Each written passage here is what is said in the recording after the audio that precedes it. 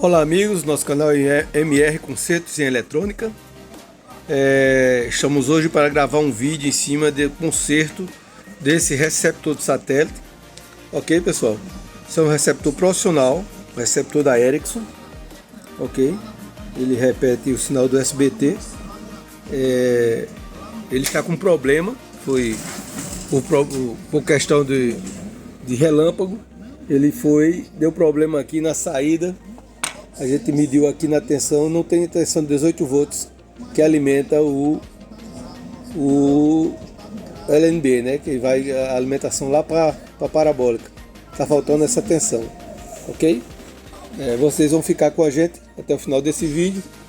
Vamos verificar qual foi o problema e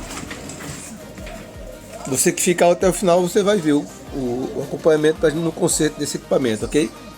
Se você não é inscrito no nosso canal, o nosso canal MR Conserto em Eletrônica é um canal de dicas em eletrônica.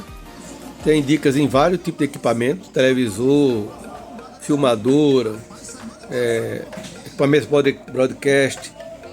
E você quiser fazer a sua inscrição, eu agradeço. Quiser dar teu like, fica à vontade. Qualquer dúvida, pode falar com a gente aí pela descrição, ok? Vamos ao trabalho. Daqui a pouco eu volto com todos vocês.